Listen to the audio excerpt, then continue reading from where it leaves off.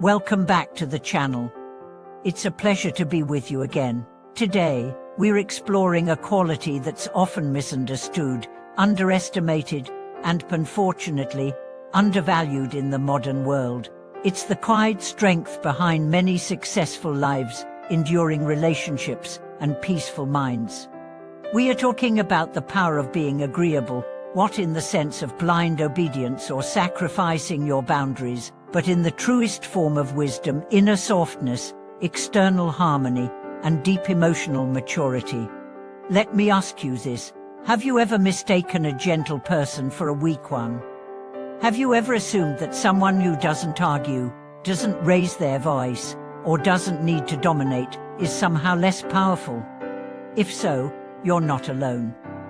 Our culture rewards the loud, the aggressive, the competitive. We've been trained to equate power with dominance. But true power doesn't always shout. Sometimes it listens.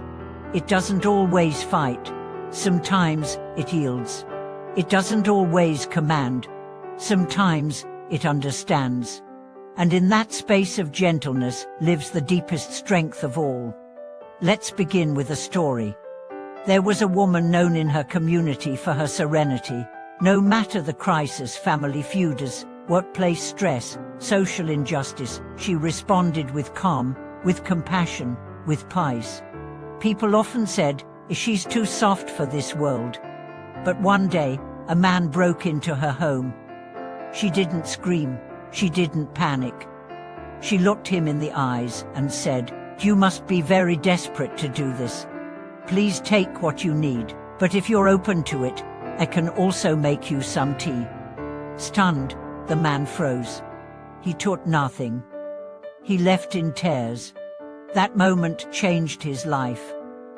He later wrote her a letter, thanking her not just for her kindness, but for showing him a strength he had never seen before. The kind of strength that doesn't come from muscle or threats or status, but from presence, compassion, inner stillness. This is what it means to be truly agreeable, not passive, but powerful in a different way. So what is the essence of this strength? It begins with self-awareness. When you're agreeable in the highest sense, you are deeply tuned into yourself and others. You know your own emotional waves. You see the triggers rising, but instead of reacting, you breathe, you pause, you respond with intention. You are not a doormat. You are a mountain, still, silent, unmoved by petty winds. You choose peace not because you are afraid of conflict, but because you understand its cost. You speak kindly not because you can't speak harshly, but because you know your words shape the world. You forgive not because the other person deserves it, but because you deserve freedom. Now let's look at how this shows up in daily life. In relationships, agreeable people create safe spaces. Their presence is like a bomb. You feel seen, heard, accepted. You're not on edge. You can breathe around them. Why?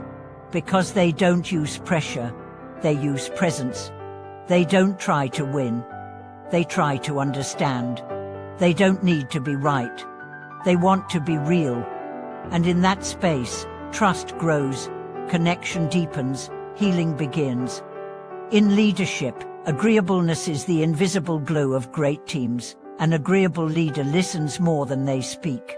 They give credit. They take responsibility. They don't micromanage, they empower. They create environments where people feel safe to fail, to speak up, to be themselves. And those are the environments where magic happens. Because creativity thrives in safety. Innovation is born from trust, and loyalty is nurtured by kindness. In personal growth, agreeableness leads to resilience. You bend, but you don't break. You adapt, but you don't lose yourself. You stay grounded not because life is easy, but because your spirit is soft enough to absorb impact and strong enough to rise again. Let's dismantle a myth. Many believe that gentleness invites disrespect. But think of the most commanding people you've met, the ones who didn't need to raise their voice. who walked into a room and brought silence not through fear, but through grace. That is the aura of agreeable strength. It's not about being like, it's about being respected for your integrity, your calm, your consistent goodness. And that goodness is not weakness. It's power mastered. It's ego tamed. It's emotion refined. Being agreeable is not suppressing your truth. It's expressing it without harm. It's knowing when to speak, and when silence says more. It's choosing your battles with wisdom, not impulse. It's saying no, not with rage, but with clarity. It's boundaries with softness. It's love without control. It's patience without resentment. Let's go deeper. What does it take to cultivate this kind of strength? First, presence. You must learn to stay with your feelings without becoming them. You are angry, but you are not anger. You feel hurt, but you are not broken. You notice the storm, but you are not the storm. This requires mindfulness, emotional intelligence, maturity, and practice.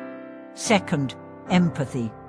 You begin to see that everyone is carrying something, that harsh words come from hurt, that cruelty often masks fear, that silence may mean pain. You don't excuse harm, but you understand its roots. And in that understanding, you gain power, the power to choose compassion instead of retaliation. Third, values. Agreeable strength comes from knowing what you stand for. You don't need to argue. You live your truth so deeply that it speaks for itself. You are unshakable not because you shout, but because you are clear. And clarity is louder than chaos. Finally, humility. You know that you don't know everything, that life is complex, that people are nuanced, that judgment limits, but curiosity expands. So you stay open, you listen, you learn. This is the wisdom of being truly agreeable. Mo Yan once wrote about characters who bore their pain silently, who loved without needing acknowledgement, who gave even when they were broken. Were they weak? No, they were rooted in something deeper than ego. And that is the essence of today's message. To be truly agreeable is not to lose your fire. It is to control it. To use it not to burn, but to warm. To be gentle is not to lack opinion. It is to express it with kindness. To be soft is not to fall. It is to flow. And in flowing, you endure. So if you've ever been told that you're too sensitive, too soft, too quiet, remember this. Your gentleness is your genius. Your calm is your strength. Your compassion is your superpower. And the world doesn't need more noise. It needs more presence. Thank you so much for watching this video. If this message spoke to your heart, if you've ever discovered strength in your softness, please share your experience in the comments. We learn not just from messages but from each other. If you value this kind of content, please like, subscribe, and ring the bell so you won't miss future reflections that deepen your inner wisdom. Until next time, stay grounded, stay gentle, and let your quiet strength light the world.